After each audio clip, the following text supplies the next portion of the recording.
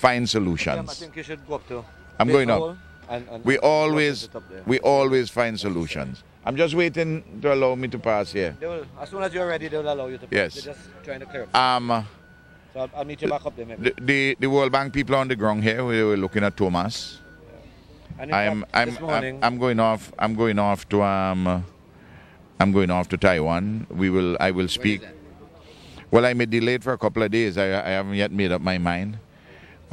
We will then go to the IMF for some emergency monies too. The CDB for emergency monies. I'll speak to the president of the CDB as soon as I get back to the office. But I'm in contact with my officials in the Ministry of Finance and Planning. strange enough, this morning, PM, the Tropical Shipping had arranged for a disaster conference, all-day workshop. Today? Which PM was supposed to address, and because he was out of the state, I was supposed to go and address them this morning. But that's a partner that also we could possibly pull on. It's nice to see the private sector, you know, throwing in its weight and pulling in its chips. You know, so. We have the usual established sources from which we can call on. It's just that we called on them at the time of Thomas. Hopefully that we'd be able to get some resources out of Alba also. We have possible sources, and as I said to you, there is Almighty God. Obviously, first and foremost, I know you have to go. Tell us about the conference. You still have the conference on this afternoon? The press conference, news conference? No, I don't think it can be on this afternoon because I'm going to be on the road. Okay. I'll probably do it in the morning. And what did you essentially, synopsis of what you wanted to say there?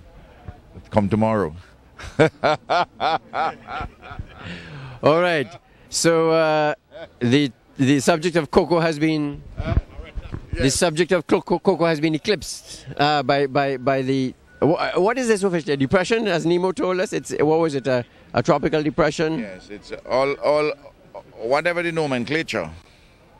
It's bad news. Bad news. Bad news.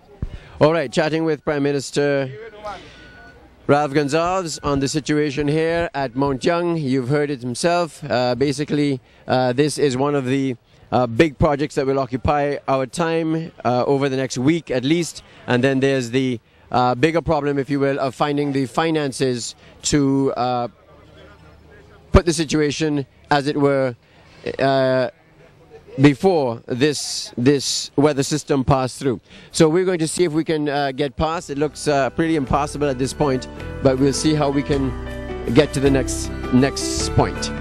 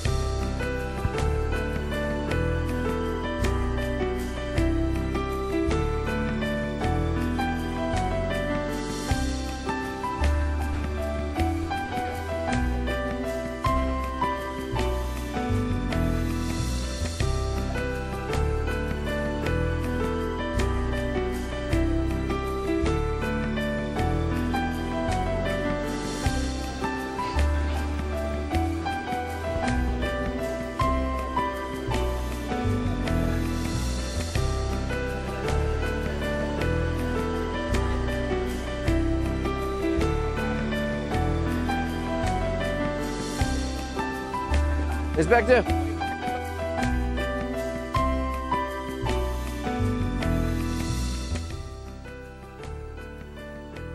So we've compliments the Royal St. Vincent and the Grenadines Police Force. We're being taken across the river, and pretty exciting here, adrenaline flowing. Will we make it? Yes, we have. Okay, so we watch on the other side now, and so the IKTV team is here. We've got Tony Regisford. This is very unrendered, and we'll see what damage lies ahead. Are we getting all this?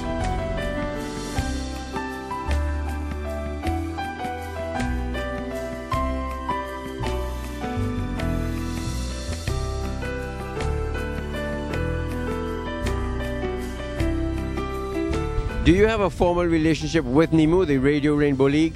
Yes, yeah, we work with them. We work along with them. Yeah, we are integral part. It's like a hand and glove situation.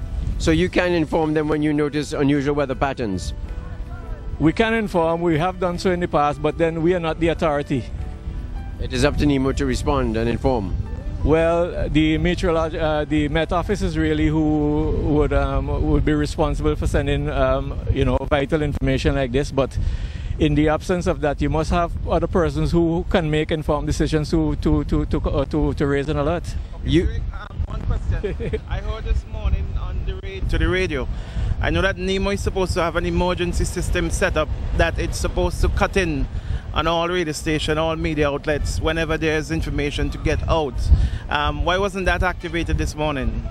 Well, I wouldn't be in a position to answer that. That is a system that can actually an alert like that can be sent remotely because it's linked via the internet. I was instrumental in helping to install that system, right? And it can be activated remotely via computer. But whether the persons who have the authority to do that were aware is another question. Has it ever been tested? Not in a real situation. Not in a real situation. They do periodic tests to make sure that the system is functional, but in a real situation, no. Okay, explain to us what exactly that system is really. Okay, it's a system where you generate a text, an emergency message. It is transmitted on the subcarrier of the FM signal of 705. So if 705 NBC radio is off the air, then the system is no good. Yes. Right? So you must have, and that now will send a signal to all the receivers placed at all the major radio stations and television stations. They will receive text and they will retransmit and rebroadcast to the entire nation. I was just chatting with someone from the UN out there a while ago, and they said that they have some funds to do some work with you all. Byra? Yeah, and wow. Up in South River too, understanding South River too. So we might be out there tonight.